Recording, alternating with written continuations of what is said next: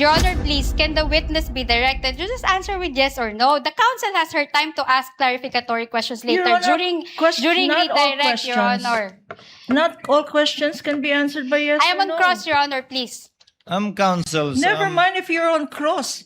There are limits to cross-examination. Preventing myself from giving her a spanking, Your Honor.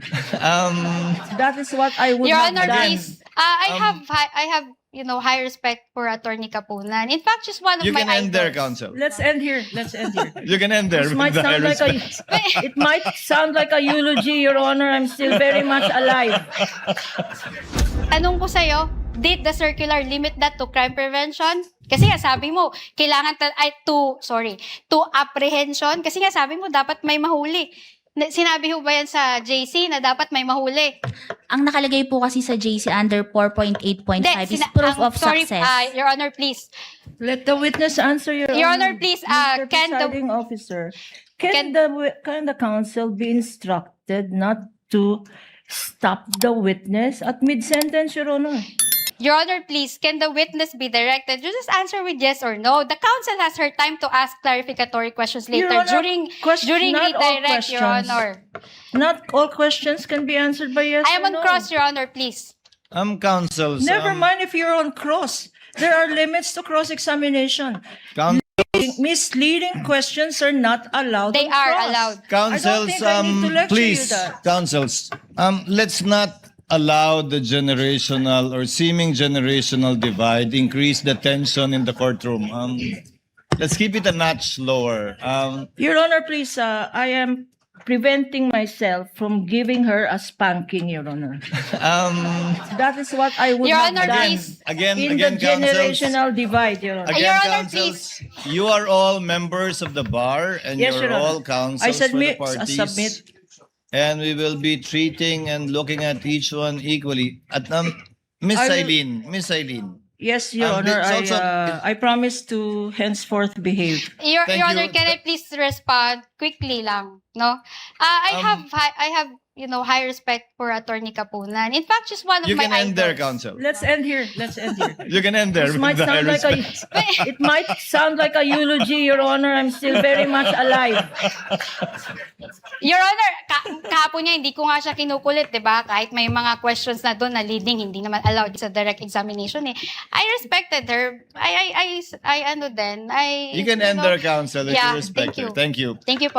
Miss Eileen, ayon sa tanong ng counsel, simple lang po naman, nakalagay ba sa Joint Memorandum Circular 2015-01 na kailangan may mahuli para maging successful ang isang pagbigay ng reward or information? Wala pong nakalagay. Ang nakalagay lang po, proof of success of information gathering and or surveillance So, activities. interpretasyon niyo po yun na dapat may mahuli para maging successful. I base po yon sa aking professional judgment and based on the evaluation po ng documents na ito is based po sa joint circular. Pero hindi po yun nakalagay sa joint circular na maliwanag. Hindi po. Nakalagay lang po proof of success. Interpretasyon niyo na po yun. Doon po sa pag-evaluate ko, yun po yung naging basis Okay. ko. Okay. Please proceed, Attorney Christine. Salamat po. Okay, so sa tingin nyo, no, dahil gusto nyo dapat may huli, hindi part ng confidential activity yung crime prevention? Ganun ho ba? Hindi ho siya part nun? Pwede pong pakiulit? At hindi ho part yung crime prevention na walang nangyaring masama. Doon sa event na yun, hindi ho yun part ng confidential work or surveillance? Hindi pa po siya sufficient as proof of success. Hindi siya sufficient. So, dapat talaga may mangyari na krimen at may mahuli para po may proof of success tayo. Kasi nga po, meron po yung for payment of information and payment of reward. So, yung payment of information, yun kasi yung nakakatulong dun sa... Simple lang naman yung tanong ko, Celine, no? What if walang nangyari na masama dahil nga sa ginawang confidential work? At nag-certify ngayon sila Chika na walang nangyari na masama. There was no untoward incident. Ano yan? Your Honor, Isn't that a proof of success or not? What is the objection of counsel? The question is speculative, Your Honor. This is not based on what ifs. This is based on facts and documents submitted, not on the what-ifs of counsel for respondent. It's Your not a Honor. what-if, counsel, because it was stated in the report that there was no untoward incident. Actually, that would have been one of the questions of the presiding officer as well later on. Attorney rather, Silene, ibahin natin ang payment for reward at payment for information. Ang payment for reward, yun ang hinahanapan mo ng success. Opo, tama po. Yung payment of information, hindi mo hinahanapan ng success yun. Hindi po. Tama po ba? Opo, tama po. So yung reward, kaya yung reward ang dinisallow at yung information, hindi mo dinisallow yung bayad na yun, di ba? Hindi po na-disallow yung purchase of information. So ang dinisallow mo lang ay yung payment of reward, for rewards rather. Opo, tama At yun po. ang hinahanapan mo ng success, hindi yung information. Hindi po. Magkaiba yun. Opo, magkaiba po yun. Okay. You may proceed, counsel. Okay. So, doon sa payment of success, no? Bilang requirement nyo na may dapat nahuli, no? So, ibig sabihin ho ba nun, dapat may mangyaring masama para may mahuli? Kasi po, gaya nga po nung kaninang Hindi, dinidifferentiate ko. sagutin nyo lang ho yung tanong ko. Simple lang naman yun, di ba? Kailangan may mahuli. So, ano ho ba yun? Dapat may mangyari hong masama para may mahuli? Yun mo, di ba po ang nakalagay doon sa probable threats is may NPA. Ang hinahanap ko po kasing proof of success doon, yun nga po, kung may nahuli ba. Kasi yung pagkakaroon ng untoward incidents, pwede po yun kasing mag-fall sa purchase of information. Dahil sa purchase of information, nagkaroon ng, at there were no untoward incidents. Yun po kasi yung parang pagkakaiba nila sa payment of rewards. Okay, so yun yung interpretasyon mo, no? So, bawal magbayad ng reward dahil nagkaroon ng tip na may information na may mga taong may gagawin na masama. Your Honor, Tapos, Your Honor, I'm on cross-examination. Tapos, Counsel to finish. napigilan natin kasi nga hindi tayo pumunta sa lugar na yon, hindi tayo nag-conduct ng event sa petsa na yon based on confidential information. So, walang untoward incident. So, Your- bawal ho bayaran ng reward yung tao na, Excuse me. nagbigay ng information Are you na yun. done with the question? Don't answer. I think right now she is. I make an objection, Your Honor. Yes, what's your objection, counsel? Your Honor, the counsel is now asking a misleading question. She is mixing payment of rewards and payment for information, Your Honor. The list required by this witness is for payment of rewards. Precisely, payment of information is not disallowed. Now, counsel is saying payment of information is may we ask her to reform? Is she Yeah, I referring can- to I can- payment of rewards Reward, or Your Honor. payment for information? Because the information here is not disallowed. Again, Is not counsels. disallowed in the AOMs, Your Honor. Again, counsels, kindly address Your the Honor. court or the presiding officer and not talk to each other directly. Miss Eileen, to abbreviate and save on the court's time, Miss Eileen, kapag kami nagbigay ng impormasyon, naghahanap ng threat, baka may threat sa Vice President, may nagbigay ng impormasyon, walang threat. Ligtas ang Vice President pag nagpunta siya dyan. Hindi magka-classify yon na pwedeng bigyan ng reward at success. Hindi naman kailangan, di ba? Sanay tayo sa reward na nakatakip yung mukha, di ba? Tinuro kung saan nagtatago yung akusado, tinuro kung saan nagtatago kung sino man. Di yun, reward. Pero wala bang reward kapag ka sinabing, okay, magpunta dyan. Walang problema. Wala kayong kailangan alalahanin. Is that information or can that also be reward? Magpo-fall po siya sa information. So, kailan lang magiging reward yun kapag kami naturo? Opo, kasi yun yung proof of success. Tuloy niyo po. Yun yung proof of success ng information na ibigay kasi may na-apprehend po or yun po, ganun po. Yun, ulitin ko po yan ang interpretasyon nyo, pero wala po yan sa Joint Memorandum Circular. Opo, based po sa, yun po lang yung hinihingi under item 4.8.5.b. Ngayon, saan nyo ba binasa yung interpretasyon nyo yan? Yan ba yung ginawa ng lahat ng mga nauna sa inyo sa pwestong yan? Kinopya nyo lang or sarili nyo po yan at ngayon lang ginawa yan? Doon po sa mga ibang na-audit ko, ang ina-attach po talaga nila is yung payment of rewards na may mga nahuli po. So lahat ng inaudit nyo nung nakaraan, for consistency sake, merong nahuli o na-apprehend. May ganun pong mga naka-attach na mga dokumento. At tulad dun sa iba, kapag walang nahuli o na-apprehend sa reward, ine-AOM o dinidisala o sinususpend nyo Hinahanapan po namin ng proof of success. Opo. na may nahuli nga.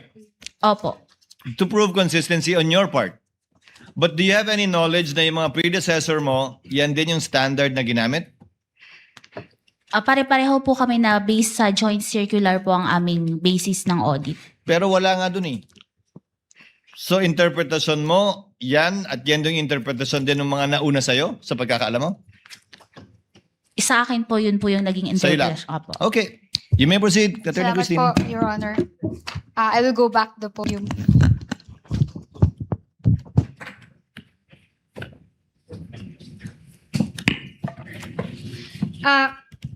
After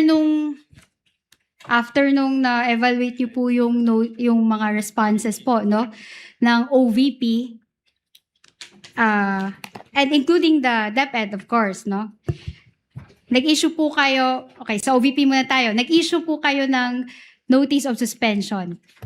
We're referring to the Office of the Vice President. Opo, yung sa fourth quarter. Ang nag-issue pa po nun is si Mr. Hindi, ang tanong ko for the year 2023, first to third quarter, may notice of suspension mo ba na na-issue? Wala po. Okay.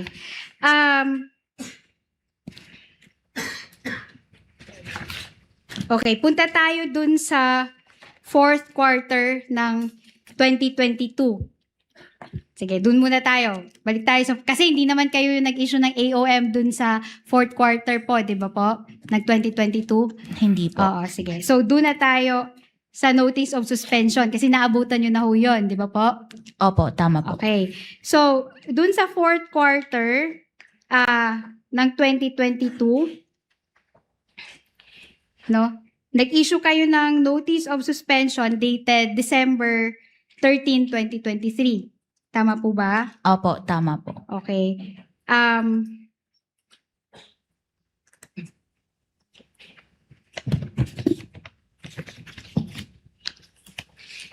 Pero sa 2023 wala kayong na-issue na notice of suspension. Opo, tama po. Okay. I'm going to direct you to the JC section 3.2. Ralph, kindly give her a copy of the JC. 3.2 notice of suspension. Nakita niyo ho? 3.2, nakita niyo ho?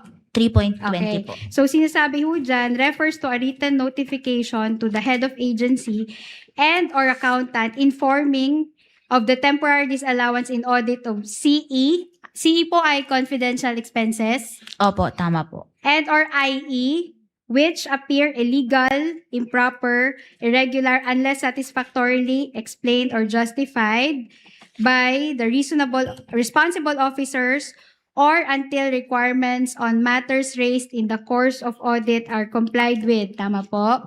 Opo, tama po. Pero in the case of the first and to third quarters, wala ho kayong in-issue na notice of suspension. Tama ho?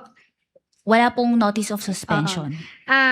Therefore, the Vice President, Office of the Vice President, was not able to comment on any supposed finding of the COA. Walang opportunity ho na magbigay ng comment yung Office of the Vice President bago pa ho ma-issue yung notice of disallowance. Dumiretso po ito sa notice of disallowance. Mamaya ho, tatanungin ho kita. Doon muna tayo sa notice of suspension. So, walang naibigay na oportunidad para mag-comment ang Office of the Vice President to any notice of suspension na hindi naman na-serve. Wala pong notice of suspension na na-issue. Thank you. Salamat po. Now, sinabi mo rin kahapon na you dispense with the notice of suspension because there was a supposed violation of 6.1.1 of the JC. Yes Tama po, ho? tama po. Okay? Nasa JC ho ba, no, joint circular na pag may violation ng 6.1.1, didiretso kayo sa notice of disallowance? Under po kasi sa 3.19, nakalagay po doon na yung disallowance is written notification to the health agency and or accountant informing and requiring the persons liable to restitute the amount kasi nga po nakalagay dito as a result of illegal, irregular, and improper disbursement or expenditure of Okay. such fund.